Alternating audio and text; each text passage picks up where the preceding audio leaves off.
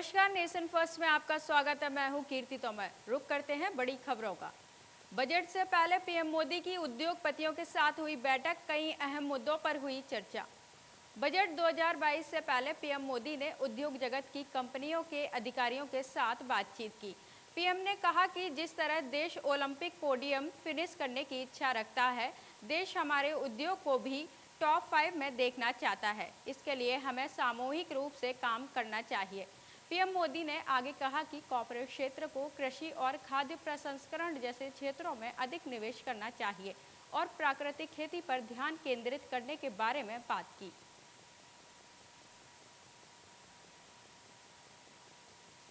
बीस YouTube channel पर लगा बैन, फैला रहे थे भारत विरोधी प्रोपेगेंडा। यूट्यूब ने बड़ी कार्रवाई करते हुए भारत विरोधी प्रोपेगेंडा फैलाने वाले 20 यूट्यूब चैनल पर बैन लगाया है। यूट्यूब ने यह कार्रवाई भारत सरकार के सूचना एवं प्रसारण मंत्रालय के एक आदेश के बाद की है। हालांकि सरकार की ओर से इस कार्रवाई के बारे में अभी आधिकारिक पुष्टि नहीं हुई है। बता दें कि आईटी एक्ट 2021 के तहत यह पहली बड़ी कार्रवाई है। 20 यूट्यूब चैनल के अलावा 2 वेबसाइट पर भी प्रतिबंध लगाया गया है। ये सभी 20 यूट्यूब चैनल पाकिस्तान से संचालित होते थे और 2 वेबसाइट को भी पाकिस्तान से ही ऑपरेट किया जा रहा था।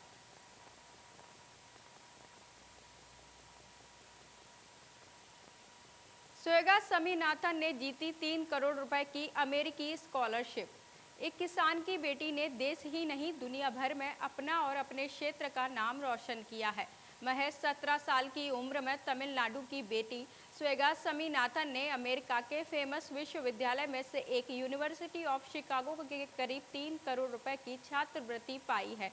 वह अपने पढ़ने के लिए अब विदेश जाएंगी।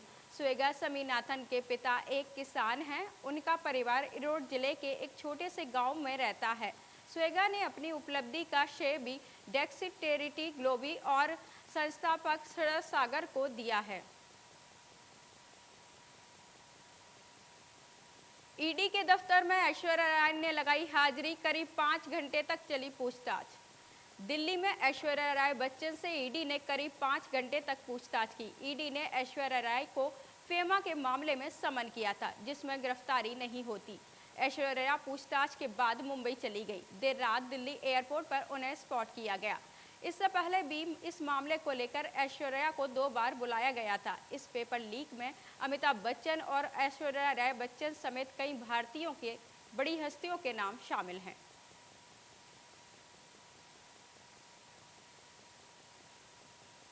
गुरदासपुर में बीएसएफ ने की बड़ी कार्रवाई, पाकिस्तानी को किया ढेर। पंजाब के गुरदासपुर सेक्टर में भारत पाक सीमा पर सीमा सुरक्षा बल ने एक पाकिस्तानी घुसपैठियों को गोली मार दी है। पाकिस्तानी आतंकी ने रविवार को भारतीय सीमा में ड्रोन के जरिए घुसने की कोशिश की थी, लेकिन हमारे बीएसएफ के जवानों ने फायरिंग कर उसे वापस लौटा दिया था। बता दें कि बीएसएफ की बटालियन की बीओपी कासोवाल सीमा पर तैनात जवानों ने सीमा पाकिस्तानी ड्रोन उड़ता देखा।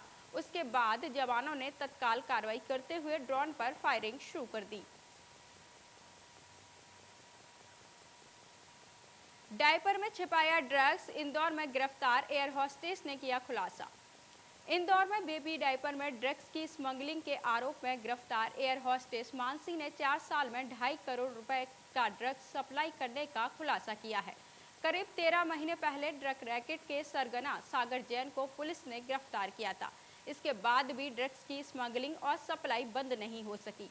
अब ड्रग्स रैकेट से जुड़े नए नाम सामने आए हैं। पुलिस ने मानसी को 3 दिन की रिमांड पर लिया है।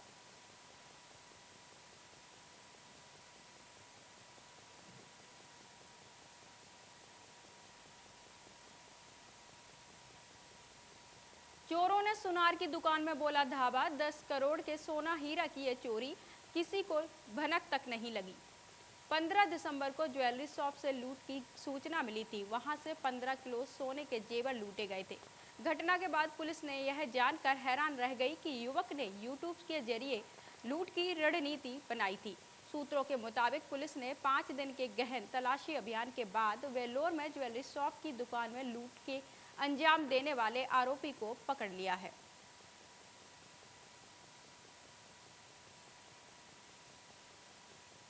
पंजाब में ड्रग्स तस्करी मामले में अकाली नेता विक्रम सिंह मजीठिया पर हुआ केस दर्ज। पंजाब की राजनीति में पिछली रात हड़कंप मच गया। ब्यूरो ऑफ इन्वेस्टिगेशन ने थाना माहौली में वरिष्ठ अकाली नेता विक्रम सिंह मजीठिया के खिलाफ केस दर्ज किया है। यह कार्रवाई 1000 करोड़ के ड्रग्स रैकेट मामले में की गई है। मजीठिया पर मामला 25, 27 और 29 NDPS एक्ट के तहत दर्ज किया गया है।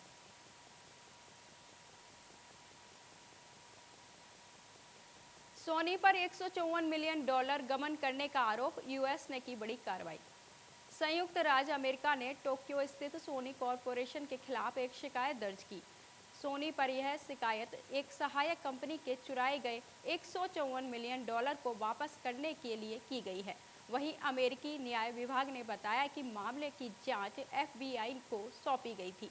विभाग ने एक बयान में कहा कि टोक्यो में Sony Life insurance company limited के एक कर्मचारी री इशी ने मई में संपत्ति का गबन किया था। इसके बाद इसी ने इस फंड को 3879 से अधिक बिटकॉइन में बदल दिया।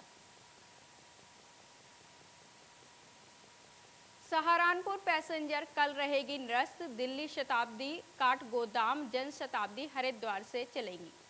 देहरादून के कासरो और रायवाला स्टेशन के बीच निर्माण कार्यों के चलते बुधवार को देहरादून नई दिल्ली शताब्दी एक्सप्रेस और देहरादून काठगोदाम जनशताब्दी एक्सप्रेस ट्रेनों का संचालन हरिद्वार से किया जाएगा और देहरादून सहारनपुर पैसेंजर कल निरस्त रहेगी। रेलवे अधिकारियों के मुताबिक देहरादून दिल्ली एक्सप्रेस और देहरादून दिल्ली एक्सप्रेस का संचालन इलेक्ट्रिक इंजन के बजाय डीजल इंजन से किया जाएगा। शीतलहर की चपेट में दिल्ली NCR, पारा पहुंचा 4 डिग्री सेल्सियस। दिल्ली NCR शीतलहर की चपेट में है।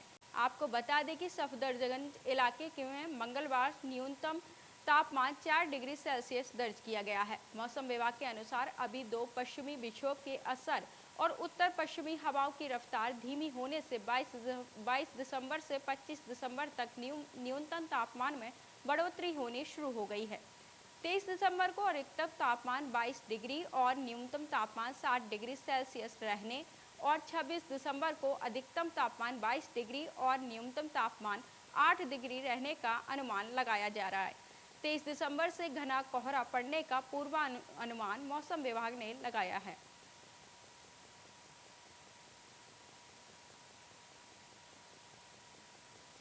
फिलहाल खबरों में इतना ही। देखते रहिए नेशन फर्स्ट।